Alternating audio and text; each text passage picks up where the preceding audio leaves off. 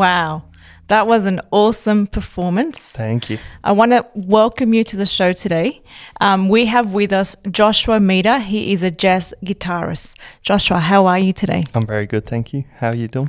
I'm very good, thank you. That's good. Now, to begin this interview tonight, tell us a little bit about who is Joshua Meader. Yeah, sure. I'm a jazz guitarist predominantly, and I just recently finished studying at the Sydney Conservatorium of Music, doing a bachelor's degree there. And I've been performing and playing music since I was 7 years old, so 16 years now, roughly 16 years. That's awesome. Yeah. Since 7. Now, how did you get into music at that age? Initially, I got lessons from my father, who played with me earlier. You would have seen him, and he introduced me to music from a very young age, and I guess I always aspired to be a musician like him. He was a double bass player in a very famous gypsy jazz group, and I initially, I think, wanted to play bass. There's old pictures of me drawing myself with a little bass guitar instead of a guitar. But at the age of 7, my best friend at the time, he started lessons with my dad, and I think I felt like I was missing out. So I asked my father if I could get lessons with him, and he said, well, if you're going to get lessons, let's do this properly. And he taught me every single morning for 6-7 years or so, from 7 to 14. And so that was my intro into music, and there was always a wide variety of styles being played in the house. Joni Mitchell, some jazz guitarists like Borelli Legrand, Sylvan Luke, and a lot of rock, Van Halen, so a huge variety, and I just loved everything. Quite a mix. Yeah. Now, how would you describe your style of music? My style, I draw upon a lot of influence, and it's changed a lot over the years. I initially started in rock and blues, and then went to kind of metal music, which is where the hairs. Wow, that's extreme. The hairs from one side. And then an even more extreme jump, which is from metal to jazz at 15 or so. And then I was in love with jazz ever since, and that was my main, and that's why I went to University of Sydney Conservatorium of Music to pursue jazz there. That's great. Now, what are your musical achievements, Josh? I'd say performing at a lot of awesome venues in Sydney, and particularly with the School Spectacular, which is a huge variety show that the New South Wales... It's done every year, correct? Yeah, public schools, they put on a huge show, so kids from all around the state, I think it's like 7,000 kids or something, dance. But then there's a group of featured artists. I was one of the instrumentalists in that group for, I think, 6 different years at School Spec. So yeah, and got to perform to millions of people like online, but then huge at the entertainment centre and the Kudos Bank Arena. So audiences of up to, I think, 11,000. Wow, that's which is massive. pretty awesome. Yeah. Now, talking about different stages and performing, what is it like performing in a notable stage like the Opera House? Yeah, it was pretty amazing. I did encore there, so that was the performance, and I did it with my dad as well, and we performed in an awesome piece by one of my favorite musicians called Borelli Legrand, and the piece was called Made in France, and it was just us on stage, so it was pretty, that would have been high special. Pressure. Yeah, it was very special. Yeah. Now we're going to go to another song of yours. Tell us a little bit about this second song that we're going to hear you perform. Yeah, cool. This next song is Mascanada, and it was on the famous Brazil 66 album by Sergio Mendes.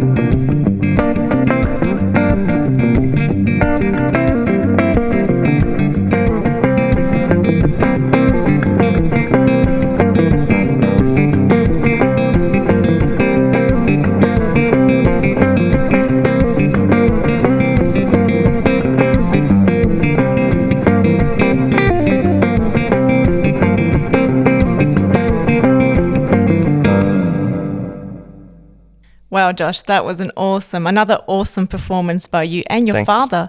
I love the fact that you both performed together.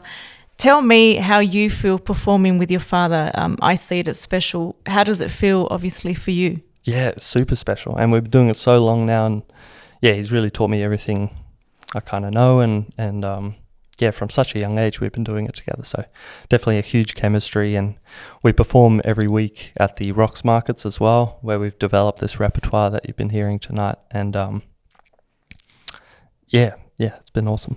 You can definitely see and hear the chemistry. So credit to your dad for everything he's taught you. And he sounds like an amazing, amazing musician. Yeah.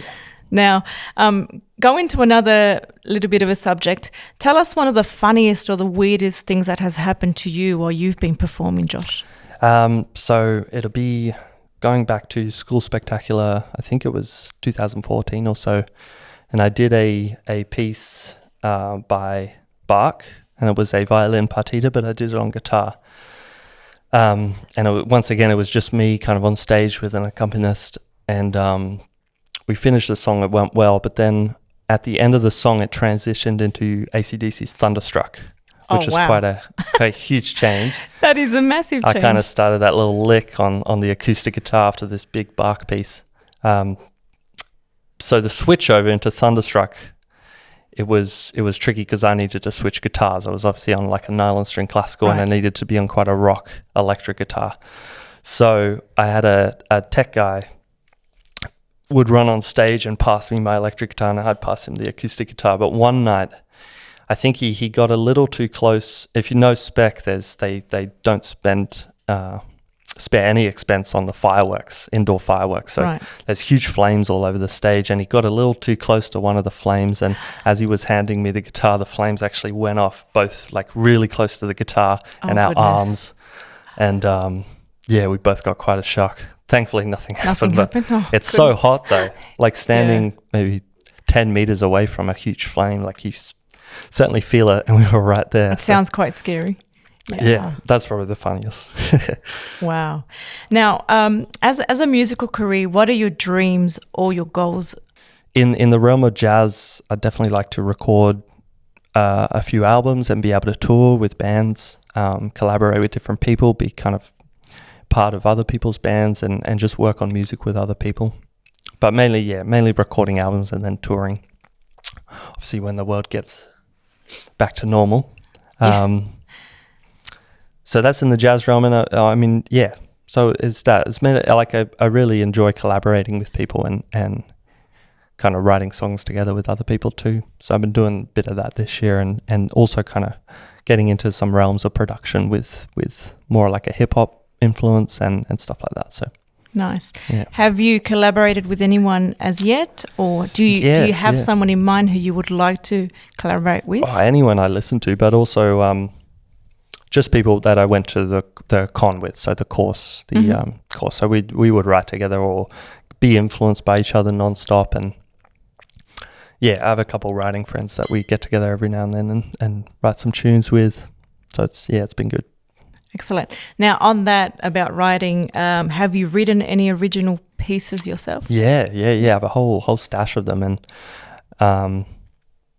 I guess they're kind of written all throughout my year at the conservatorium. So 4 years worth of tunes that I performed at recitals and concert practices, which is performances that the conservatorium put on, and yeah, I liked them, and yeah, it was good. Hopefully, I can record them one day, but we'll see.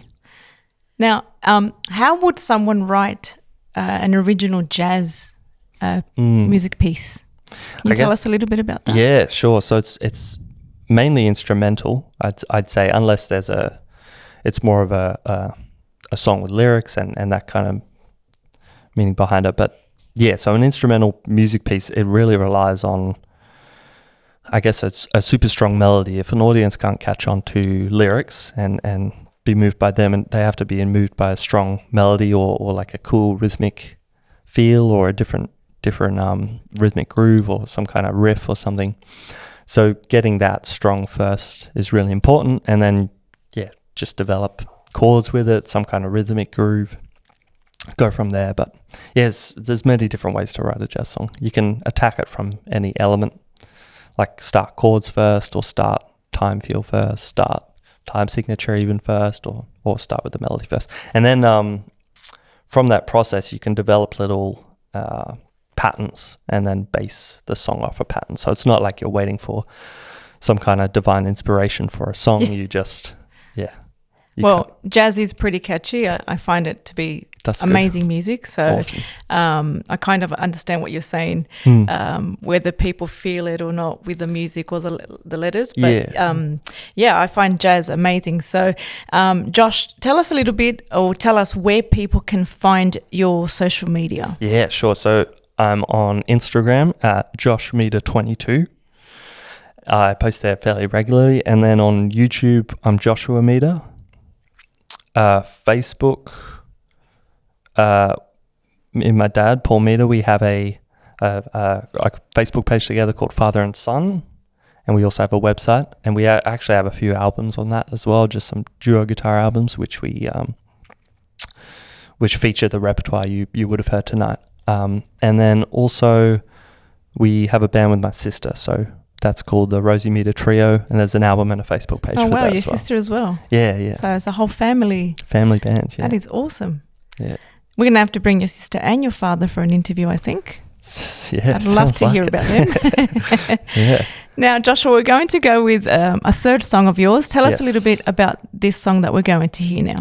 Yeah, this is a real old classic song, jazz standard, called Stompin' at the Savoy.